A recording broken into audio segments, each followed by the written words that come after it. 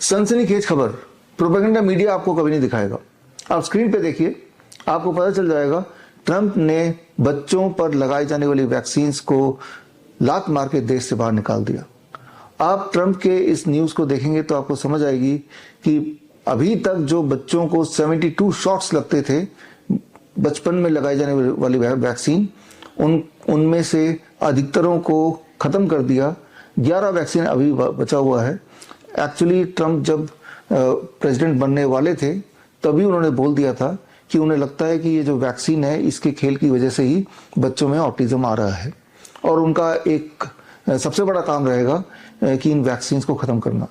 इन vaccine को खत्म करने के लिए सबसे पहले तो उन्होंने WHO को लात मार के देश से बाहर निकाला, ये खबर आपको पता ही होगी।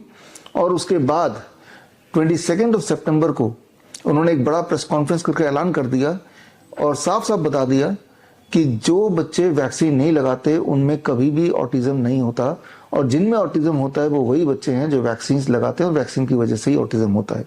उन्होंने क्लियरली बताया कि अमेरिका में कई सारे स्टेट्स ऐसे हैं, कई सारे शहर ऐसे हैं जहां पे हर 12 में से एक लड़के को ऑटिज्म है। इतनी भयानक तरीके से ऑटिज्म अमेरिका में फैल चुका है और जल्द ही उन्हें कोई ना कोई कदम उठाना पड़ेगा।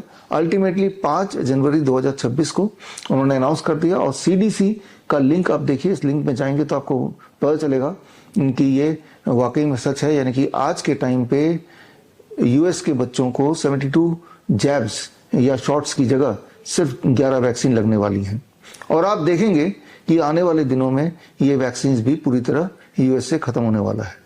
इस चीज से आपको ये समझ आ रहा होगा कि ये जो वैक्सीन का खेल है, इसी की वजह से आज हमारे देश में बात करें या दुनिया में बात करें, बच्चे बेहद बीमार हैं।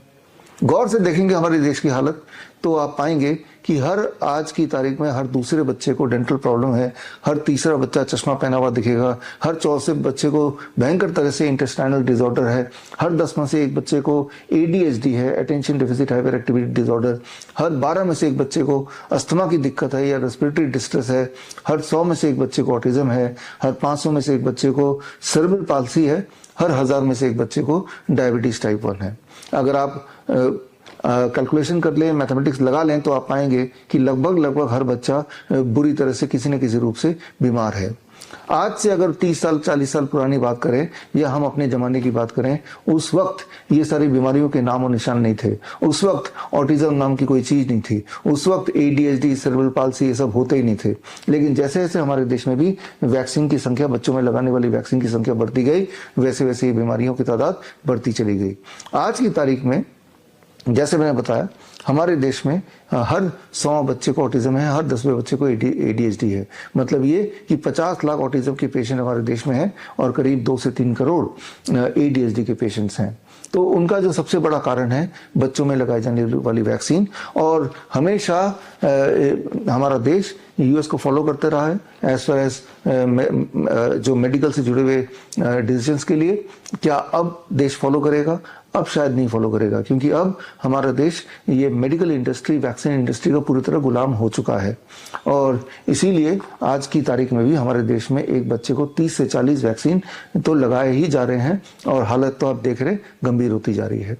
जो बात मैंने आज बताई है कोई पहली बार नहीं बताई, याद कीजिए। 30 नवंबर राजीव दीक्षित जयंती के दिन 2025 यानी कि 2 महीने पहले ही मैंने ये किताब रिलीज की थी, ऑटिज्म से आज़ादी, और इस किताब में सारी बातें लिख दी थी और ट्रंप ने क्या किया, क्या करने वाले हैं और देश दुनिया में किस प्रकार भयंकर रूप से वैक्सीन के खेल की वजह से ये सारा बच्चों में जो एक महामारी आ रही है, बच्चों की महामारी बोल सकते हैं, उसका मेन कारण वैक्सीन और सारे सबूत इसमें दिए ही हैं। और अगर आप में से किसी को ये लगता है कि ये सारा वैक्सीन जो है इनसे बच्चों को लाभ मिला है, आपको लाभ मिला है, तो लाभ मिला है ऐसा आपको बताया जा रहा है, लेकिन क्या ऐसा कोई सबूत कभी किसी ने कभी दिया है? आई एम श्योर कि नहीं दिया है, क्योंकि ऐसा कोई सबूत है ही नहीं। इस पे 23 जनवरी यानी सुभाष चंद्र बोस जयंती के दिन हमने एक बड़ा प्रेस कॉन्फ्रेंस किया, एक बड़ा कार्यक्रम किया दिल्ली में, और उसका लिंक आप स्क्रीन पे देख रहे हैं। इस लिंक में जाके देखेंगे तो सारे सबूत आपको मिल जाएंगे और आप खुद ही कन्विंस हो जाएंगे कि वैक्सीन सिर्फ एक खेल है, मानव को, इंसान को बीमार रखने का एक तरीका है।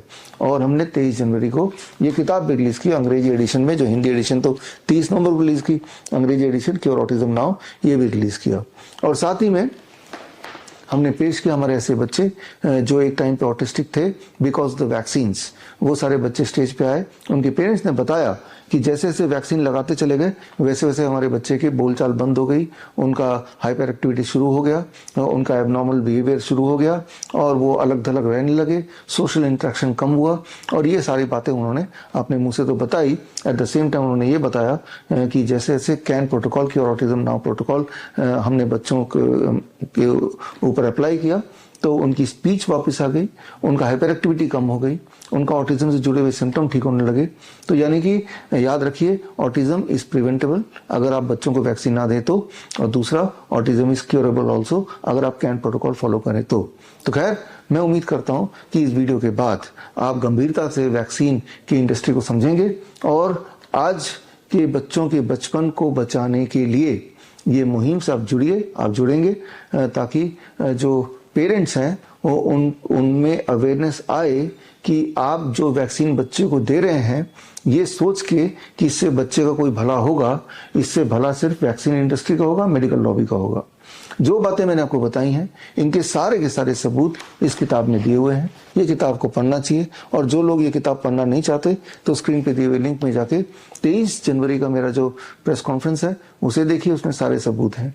यही सारे सबूत लेके आप उन डॉक्टरों के पास जरूर जाइए जिन्होंने रिकमेंड किया बच्चों को वैक्सीन देने के लिए, और उनसे आप पूछिए कि आप बोल रहे हैं कि बच्चों को वैक्सीन देना चाहिए। अलग अलग वैक्सीन जो बच्चों को दिए जाते हैं बच्चे के पैदा होते ही, चाहे वो MMR हो, चाहे वो BCG हो, चाहे वो पोलियो हो, क्या इन वैक्सीन से बच्चे को या किसी को भी किसी रूप में कोई फायदा हुआ है, हो सकता है ऐसा कोई सबूत है? सबूत है तो वो दिखाएं। जाहिर सी बात है वो नाराज हो जाएंगे, वो आपसे बातचीत बोलना बंद कर देंगे, लेकिन सबूत नहीं दिखाएंगे क्योंकि सबूत इस धरातल में है ही नहीं।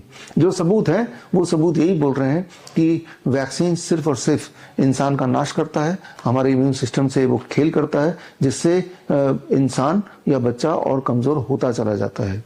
तो सबूत तो खैर इस किताब में है ही, या जो मेरे प्रेस कॉन्फ्रेंस में था ही, और उसका नतीजा भी यह है कि अब इवन US जो कि वैक्सीन का गढ़ माना जाता रहा है, उन्होंने भी अपने बच्चों के जब हालत देखी तो ट्रंप सरकार, जिनका पहला one of the top most priority यही थी कि वैक्सीन्स के खेल को एक्सपोज करना, तो उन्होंने वो कर दिखाया।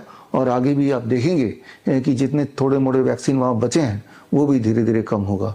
यहाँ समझने वाली बात होगी कि इस दुनिया में जो सबसे पावरफुल लॉबी कोई है, सबसे पावरफुल इंडस्ट्री कोई है, तो वो वैक्सीन इंडस्ट्री, मेडिकल इंडस्ट्री है। तो ऐसे इंडस्ट्री से लड़ना किसी भी एक सरकार के लिए, इवन ट्रम्प जो कि अपने आप में दुनिया के सबसे पावरफुल पर्सन माने जाते हैं, उनके लिए भी आसान काम नहीं है। उसके बावजूद भी वो यहाँ तक पहुँच पाए, ये कर पाए, बड़े स्ट्रेटेजिकली किया। उनके करने की कहानी किस तरह से उन्होंने स्टेप बाय स्टेप उन्होंने वैक्सीन इंडस्ट्री को घेरे में लिया और उसको कैसे एक्सपोज किया और कैसे उससे बाहर बच्चों को निकाला, ये अपने आप में एक कहानी है जो आपको पढ़नी चाहिए, समझनी चाहिए।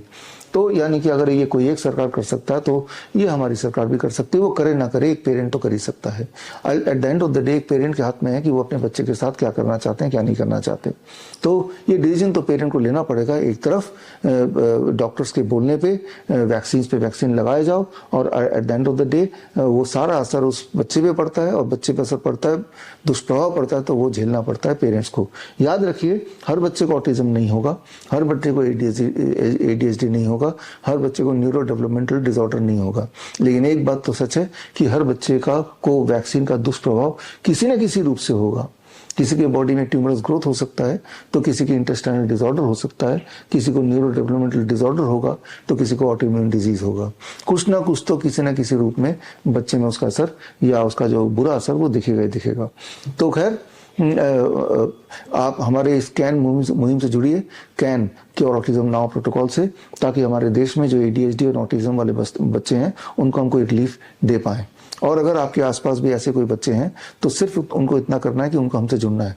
हमसे जुड़ने के लिए स्क्रीन पे दिया हुआ लिंक है, इस लिंक में जाकर एक फॉर्म भरेंगे तो हमारी जो ऑटिज्म की स्पेशल डॉक्टरों की टीम है उनसे संपर्क में आएगी, और आने के बाद उन बच्चों को घर से आना नहीं है हमारे पास, उन बच्चों को घर पे रहते हुए घर के सामान से ही बच्चों का लाइफस्टाइल को चेंज करना है। और हमने ये देखा है कि बच्चे जब ये कैन प्रोटोकॉल अपनाते हैं, जो सुबह से लेकर शाम तक का एक पैटर्न होता है, एक टाइम टेबल होता है। सुबह ग्राउंडिंग करना, धूप में जाने से लेकर नीम के पाउडर को पीने से लेके पानी में घोल के, कुछ प्रोबायोटिक ड्रिंक्स हैं जो घर पे ही बनाने होते हैं, और कुछ चीज़ों को छोड़ना होता है जैसे dairy product, animal food, fast food या गेहूँ।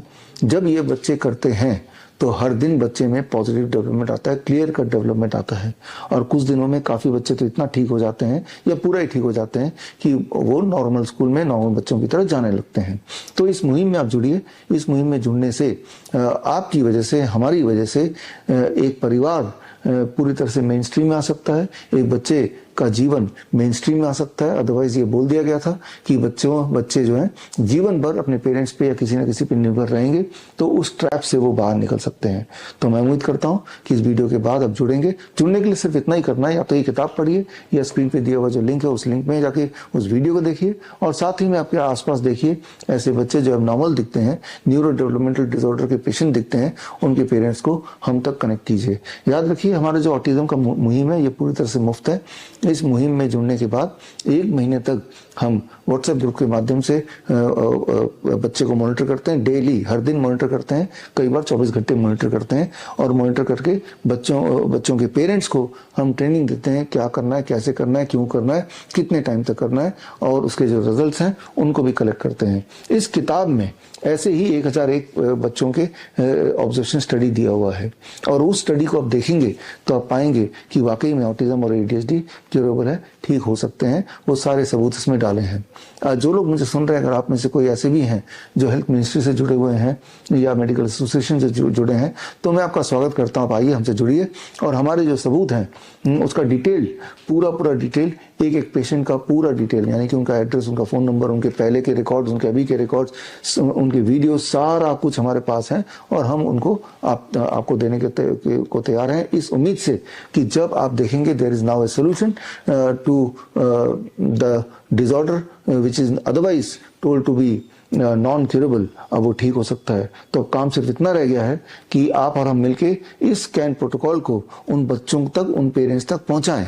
और मेरा और मेरे छोटी सी टीम के लिए इतने बच्चों तक पहुंचना, लाखों करोड़ों बच्चों तक पहुंचना पॉसिबल नहीं। हम तो कुछ हजार बच्चों तक पहुंच पाए हैं, लेकिन जाहिर सी बात है आप भी अगर इसमें जुड़ जाएंगे तो हम कुछ और एडिशनल बच्चों तक पहुंच सकते हैं।